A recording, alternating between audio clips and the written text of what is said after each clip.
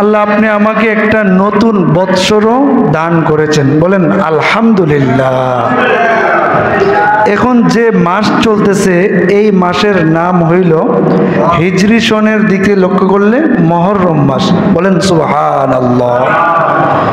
এই মুহররম মাস একটি সম্মানিত মাস।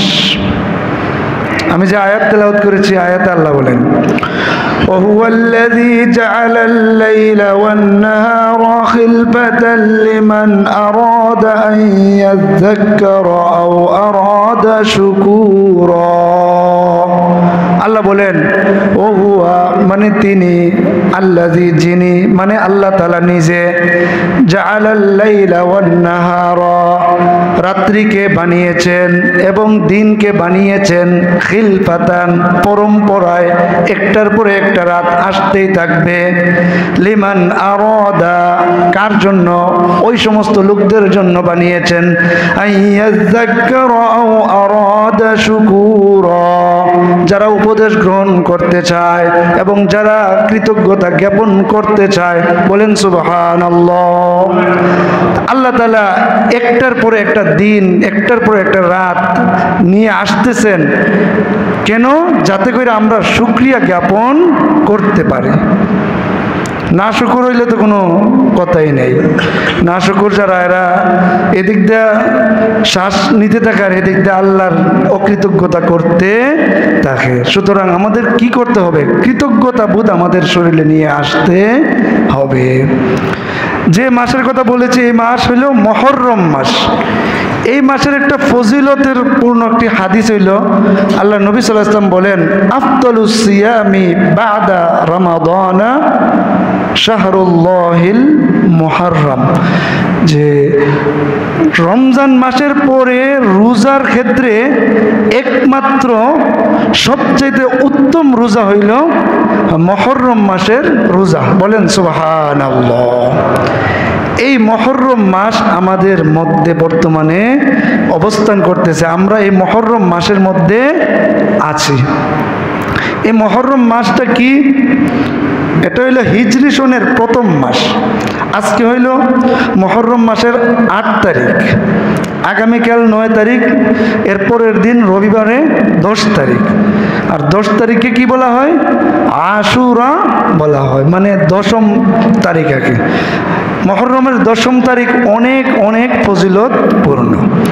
তো এই যে হিজরি সন, এটাও আমাদের নবী সাল্লাল্লাহু আলাইহি সাল্লামের যে ইসলাম, বিশেষ করে মক্কায় যখন তিনি নির্যাতিত নিপীড়িত হইতেছিলেন তখন নবী সাল্লাল্লাহু আলাইহি সাল্লাম এই মক্কা থেকে আল্লাহর আদেশে তিনি মদিনায় হিজরত করেছিলেন, বলেন সুবহানাল্লাহ। এই হিজরি সনটাকে, এই হিজরতকে চিরস্মরণীয় করে রাখার জন্য পরবর্তীতে ওমর রাদিয়াল্লাহু আনহু এর যুগে এই হিজরি সনকে প্রবর্তন করা হয়। আর এটাই আজকে পর্যন্ত এই হিজরি সনটাকে, হিজরতটাকে আমরা মনে রাখতেছি। সুতরাং এই হিজরি সনের প্রথম মাসটাই হইল মুহররম মাস। যদিও নবী সাল্লাল্লাহু আলাইহি সাল্লাম তিনি মদিনায় হিজরত করে গিয়েছিলেন রবিউল আউয়াল মাসে। তাইলে হুজুর প্রশ্ন হইল, হিজরি সন যদি গণনা করা হয় তাইলে মুহররম কেন প্রথম মাস হবে? এটার উত্তর হইল, নবী সাল্লাল্লাহু আলাইহি সাল্লাম নিজে আসার আগে আরো কয়েক মাস আগে আরো কিছু সাহাবায়ে কেরামকে আবিসিনিয়ায় হিজরতের জন্য বলেছিলেন। সেই মাসটা ছিল মুহররম মাস, বলেন সুবহানাল্লাহ। এই কারণেই হিজরি সালের প্রথম মাসটাকে মুহররম মাস ধরা হয়েছে।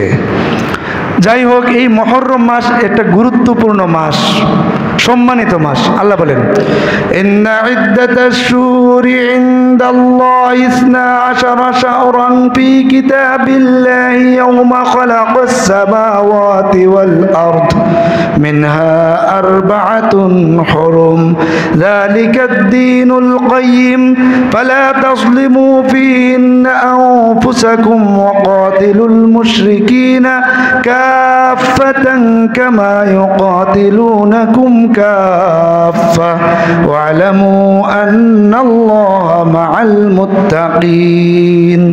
আল্লাহ বলেন ইন্না নিশ্চয়, ইদ্দাতাশ শুহুরি আল্লাহ তাআলার কাছে মাসসমূহ গণনার ক্ষেত্রে 12 মানে 12 মাস কখন থেকে? ইয়াউমা খালাকাস সামাওয়াতি ওয়াল আরদ, যখন থেকে আল্লাহ এই আসমান জমিন সৃষ্টি করেছিলেন সেই রুজে আজল থেকে এখন পর্যন্ত 12 মাসে আল্লাহ তাআলা লিখে দিয়েছেন। বলেন সুবহানাল্লাহ। মিনহা আরবাআতুন হুরুম, তার মধ্য থেকে 4টি মাস রয়েছে হারাম মাস, সম্মানিত মাস। যালিকাদ দ্বীনুল কাইয়্যিম, এটাই সুপ্রতিষ্ঠিত ধর্ম। ফালা তাজলিমু ফিহিন্না আনফুসাকুম, তোমরা এই মাসসমূহের মধ্যে তোমরা নিজেদের উপর জুলুম করিও না। وقاتلوا المشركين كافة كما يقاتلونكم كافة, এবং তোমরা মুশরিকদের সাথে যুদ্ধ করো যেমনি ভাবে তারাও সমানে সমানে যুদ্ধ করে।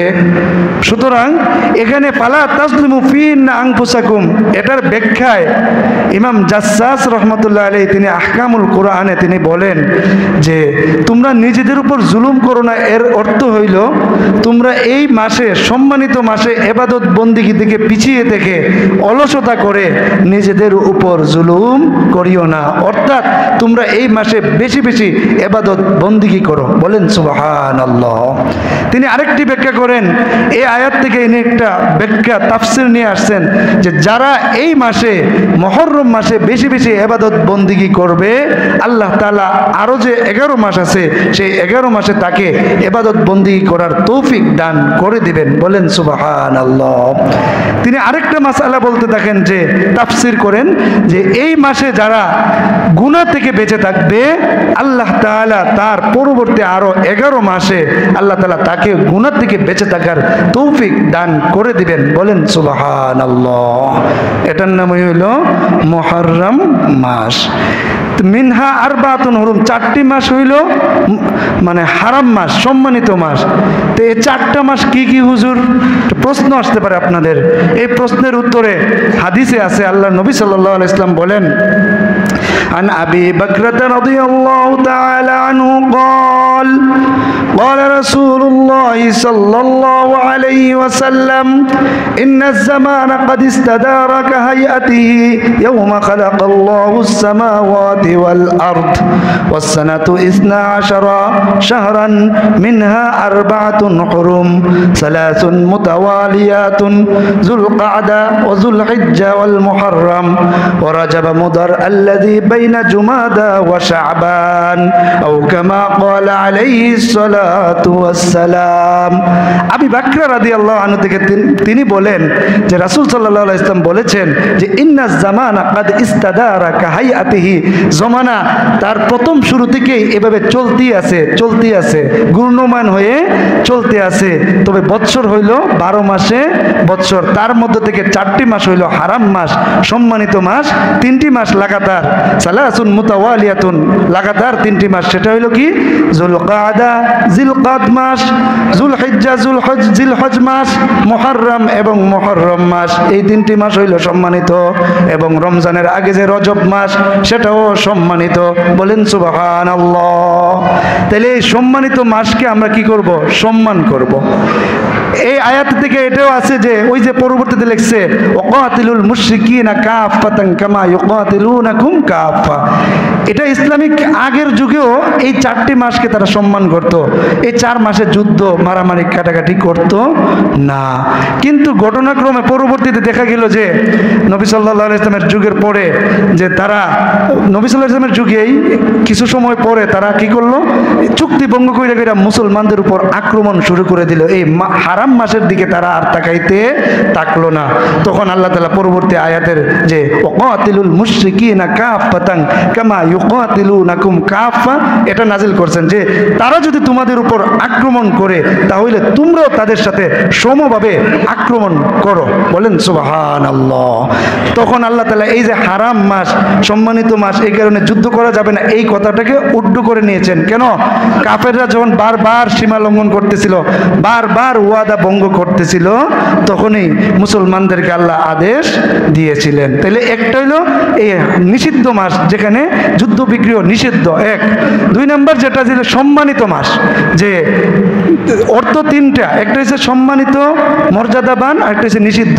যেটা গেল নিষিদ্ধ, যে যুদ্ধ বিগ্রহ নিষিদ্ধ, এটা উড্ড করে দিয়েছেন। এই মাসে যদি আমাদের উপর, মুসলমানদের উপর কেউ আক্রমণ করে, আমরাও তাদের উপর আক্রমণ করব, এক। 2 নম্বর সম্মানের দিকে লক্ষ্য করলে যে এখনো বাকি আছে, ওই যে ব্যাখ্যাটা একটু আগে করলাম, আমি আপনি যদি এই মাসকে সম্মান করি, এই মাসে ইবাদত বন্দেগী বেশি বেশি করি, তাহলে আল্লাহ তাআলা আরো 11 মাসও আমাদেরকে ইবাদত বন্দেগী করার তৌফিক দান করবেন।